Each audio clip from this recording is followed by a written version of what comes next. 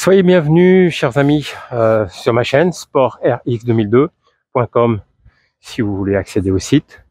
D'ailleurs, je vous invite à aller voir la section du blog où vous avez beaucoup d'informations. Vous avez des pages où vous avez énormément d'informations sur la perte de poids. Donc ça pourrait être un bon complément à travers cette vidéo. Donc je vais essayer de vous décrire le sujet du jour, comment booster son énergie après 40 ans. Alors, il est évident que la vie sédentaire fait que on s'occupe des enfants, on s'occupe de notre travail, on s'occupe de la famille, on s'occupe de nos tâches et souvent il reste peu de temps ou d'énergie, de la motivation pour le reste.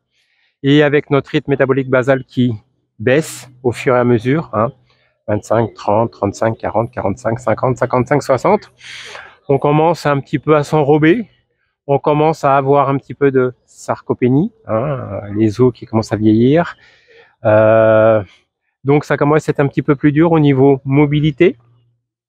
Donc pour parer tout ça, pour augmenter notre énergie et la booster, on va voir tout ce qu'il faudrait faire. Alors la première chose, ça serait de faire une activité physique, au moins 2-3 fois par semaine. Vous avez des activités spéciales ou recommandées pour la perte de poids, qui serait une demi-heure dans chaque séance d'une heure, une demi-heure de cardio, vélo, natation, etc. Course. Et une demi-heure de musculation où vous augmentez un peu le métabolisme du muscle, des muscles, du corps, et puis vous faites un petit peu tous les groupes musculaires, et puis vous faites une petite séance de musculation d'une demi-heure. Voilà l'idéal, mais dans le but d'augmenter un petit peu notre énergie, retrouver un petit peu la forme, notre mobilité, n'importe quelle activité sera le bienvenu. Marche rapide, randonnée, yoga, danse de salon, ce que vous voulez, foot. On est un jour férié aujourd'hui ici à Rio, mais il y a des gens là qui jouent au foot à côté, etc. Bon, bah voilà. L'essentiel, c'est de se bouger un petit peu, trouver des activités ludiques, et puis essayer de chaque semaine de pas rester à rien faire, parce que dès lors qu'on veut par exemple se baisser et puis on n'arrive pas à mettre les genoux au sol, etc., ça devient un petit peu préoccupant. Et plus le temps passe, moins on a envie. On dit toujours, on fait de la procrastination, on dit demain, on fera demain. On remet toujours à demain. Donc il faut essayer par l'activité physique, un petit peu de se bouger. Alors pas besoin de s'entraîner. Moi, je suis un grand sportif, je m'entraîne tous les jours, du lundi au vendredi ou samedi, en fonction de mon énergie. Généralement, je fais 2-3 entraînements, puis après je prends une journée de repos parce que j'ai moins de force, et puis je prends pas mal de charges. Je fais du crossfit, etc. Je vais courir, je fais un peu de karaté, etc. Donc en fonction de mon intensité, parce que faire du sport tous les jours c'est possible, mais après c'est une question d'intensité en fait. Il faut avoir besoin de récupération. Ensuite, ça serait de complémentariser une activité physique, ça serait avec une bonne alimentation. Alors, il ne s'agit pas de faire des régimes, d'inventer des choses, abracadabra. Non, c'est de manger normalement. Et si possible, à chaque repas, mettre un petit peu de protéines. C'est 2,2 du poids de corps, mais c'est schématique. On peut manger un peu de protéines, donc du poulet, du saumon, du thon, du poisson grillé, blanc, etc. Ce genre de choses, c'est idéal. Avec du riz. Alors, ça peut être du riz complet. Moi, j'aime pas le riz complet, je mets du riz blanc. Ça peut être des pâtes. Voilà. Carbohydrates, donc des glucides, c'est l'énergie. Il faut pas la retirer. Et puis voilà, donc midi soir, essayez de manger bien, pas trop charger le pancréas et faire du gras. Si vous mangez que de la protéine, votre corps va le transformer de toute façon en gras et en sucre après, de toute façon. Donc ça sert à rien. Ceux qui inventent des choses comme ça, de toute façon, ils ont un corps un petit peu bizarroïde et puis ça marche pas. Donc il faut tout mettre, lipides, de la salade, voilà, ou avocat, etc. Alors les bonnes graisses, elles sont importantes. Oméga 3, l'huile d'olive sur votre salade, faut pas le retirer parce que ça va consommer, ça va tirer, ça va brûler consommer votre graisse. Donc c'est bénéfique de le mettre, puis vous n'allez pas être constipé. Donc en plus, et puis pour les articulations, après 40 ans, on a besoin de l'oméga 3, des huiles, des bonnes huiles. Donc il faut pas les enlever. Le sel, on le laisse, on le retire jamais. Si possible, on met un bon sel d'Himalaya, rose. Si vous retirez le sel, alors vous allez être un petit peu plus plat. Mais dès que vous allez remettre le sel ou remanger à droite à gauche, boum, faites un rebond, vous explosez, vous prenez 10 kilos en 2 jours. Donc il faut pas faire ça. on garde le sel, on garde les épices, on mange raisonnablement. Les amis, je vais terminer cette vidéo dans mon bureau en voulant réaliser son montage. Je me suis aperçu qu'il m'en manquait la moitié. J'ai certainement dû enregistrer dans le vide ou je sais pas pour quel motif la vidéo a été coupée et je m'en suis pas rendu compte tout à l'heure, ce matin. Surtout qu'avec la réverbération du soleil, j'ai pas bien vu. Si j'avais pu voir que j'avais pu enregistrer que 5 minutes, je me serais alerté. Généralement, mes vidéos vont au minimum à partir de 10 minutes. Donc, je vais terminer. Je viens d'écouter un petit peu ce que j'avais dit en amont. Et j'en étais au sel, effectivement. Donc, en ce qui concerne l'alimentation, il est important de laisser le sel pour éviter de faire du rebond. Donc, évidemment, en retirant le sel, on va éviter de faire de la rétention d'eau et surtout, on va avoir un physique un peu plus plat. Mais le gros souci, c'est que dès qu'on va le reprendre, eh ben, on va exploser comme une bombe. Donc, il faut pas faire ça. On choisit un sel de qualité et puis voilà. Donc, je vous ai parlé de la partie physique, je vous ai parlé de la partie alimentaire. Maintenant, pour complémentariser et terminer cette vidéo, pour booster son énergie après 40 ans, ce qui est important, c'est aussi de rester connecté au niveau social, d'avoir des activités. Moi, ce matin, par exemple, je suis allé au box. Et dès que je suis arrivé, tout de suite, ça m'a fait évader un petit peu de ma routine quotidienne, de nos petits problèmes, etc., de vie. Et tout de suite, j'ai pu me relationner avec plein de gens que je croise tout le temps. Puis c'était un jour férié, donc il y avait beaucoup de monde au box. C'était très sympa pendant 1 heure. On se déconnecte un petit peu de la réalité, ça fait du bien, hormis le côté sportif.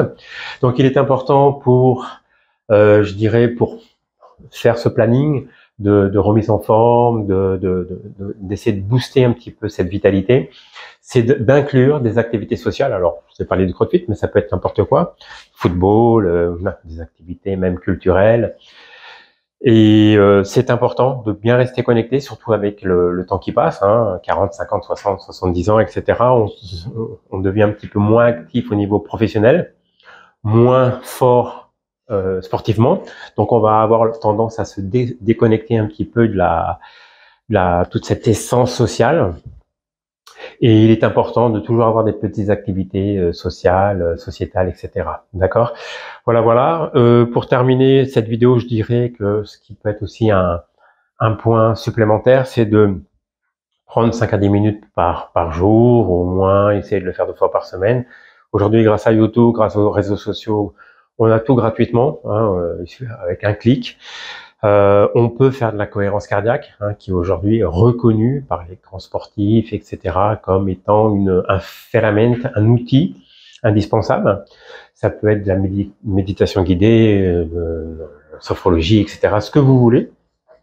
Peu importe le nom, peu importe l'outil, mais d'essayer de faire de temps en temps, de se calmer un petit peu au niveau de notre anxiété. Moi, je suis une personne assez anxieuse. De temps en temps, j'ai de l'anxiété. Par exemple, ce matin, j'étais au box. Avant de commencer, j'étais anxieux. C'est comme ça, je ne sais pas pourquoi. Et une fois que j'étais dans le moule, c'était parfait. Je me suis senti bien, etc., relâché. Mais dès que je me lève, souvent, je suis un petit peu anxieux. Donc, ça dépend des gens, mais je pense que c'est important d'avoir ce type de faire de petits travaux pour pouvoir essayer de diminuer l'anxiété. Alors, ça va dépendre de chacun, bien évidemment. Il y a des gens qui seront moins anxieux, mais moi, je le suis, par exemple. Donc, c'est des petits outils qui peuvent, des fois, en travaillant, je me mets un petit peu de la musique relâchante, justement pour me concentrer, pour me relâcher, pour diminuer cette anxiété. L'important, c'est de se connaître. Et voilà, donc pour faire un résumé, donc n'oubliez pas que à partir d'un certain âge, on commence à avoir de l'arthrose, de la sarcopénie, on commence à avoir moins de mobilité, donc c'est réaliser une activité physique. Moi, je réalise du CrossFit parce que c'est complémentaire. Je fais de la musculation, du renforcement, je fais du cardio, de la gymnastique, etc. Donc c'est complètement extraordinaire. Le CrossFit, c'est génial, mais il faut investir un petit peu de technique, un petit peu de temps. Et ça prend du temps, ça prend de la régularité. Si on y voit une fois de temps en temps comme ça, on se fait plaisir, ça marche pas. Pour avoir des résultats, c'est 1 fois par jour, tous les jours de la semaine, etc.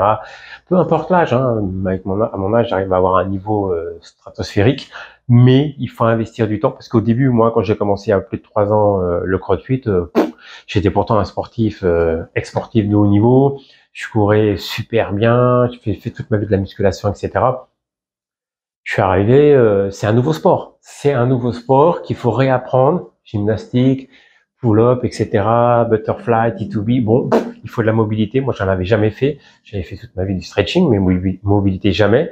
Donc, on réapprend des choses. Et à un certain âge, je me suis même posé la question. Ouf, la barre, c'est dur, ça fait mal aux mains. On n'a pas de gants, je suis pas bien équipé. Le temps de d'avoir cette approche, de warm-up, etc. Oh là là, j'ai dit ça, c'est peut-être pas pour moi. Et puis j'ai dit, je continue et puis on verra bien. Donc je me suis accroché. Et aujourd'hui, voilà, je suis au top du top au niveau technique. Hein, après, ce qui me sépare, je dirais, de l'élite, c'est le volume, hein, tout simplement, parce qu'au niveau technique, je fais tout comme les autres, au niveau des poids, etc. Ça va être le temps. Hein, une personne va mettre un wood, un fort time en 4 minutes. Moi, je vais mettre 5. Chaque round, je vais mettre simplement 10 secondes de plus. Mais bon, il y a l'âge qui compte, etc. Et ce qui compte aussi par rapport à un élite, c'est la personne va s'entraîner 6-7 heures par jour. Je m'entraîne qu'1 heure par jour. Donc, tout ça fait qu'évidemment, ça crée une grosse différence. Voilà. Bon, je vais conclure ici. J'ai conclu tout de suite là dans mon bureau. Quand j'ai vu, j'étais en train de faire le montage, j'ai dit oui, elle est où la suite? C'est la première fois que ça m'arrive. Malheureusement, j'ai enregistré une autre vidéo sur la place où j'étais en face de mon box. C'est très sympa. Il faisait beau en plus à ce moment-là. Et puis bon voilà. Donc je termine. Je vais décharger cette vidéo et puis je vais terminer le montage. Je vous dis à bientôt. N'oubliez pas de vous abonner si vous le souhaitez. Si vous n'êtes pas abonné, vous avez une vidéo tous les dimanches, à votre disposition sur la perte de poids, comme celle-ci. Et puis il y a une vidéo plus d'ordre physique où je réalise des activités, des supersets. Je vous montre pas mal de mouvements qui va vous permettre justement d'améliorer votre corps, votre abdomen. Donc c'est des vidéos maximum 10 minutes à chaque fois, donc c'est rapide et ça permet justement d'améliorer votre connaissance. Je vous dis à bientôt, laissez un message, abonnez-vous, likez, ciao ciao.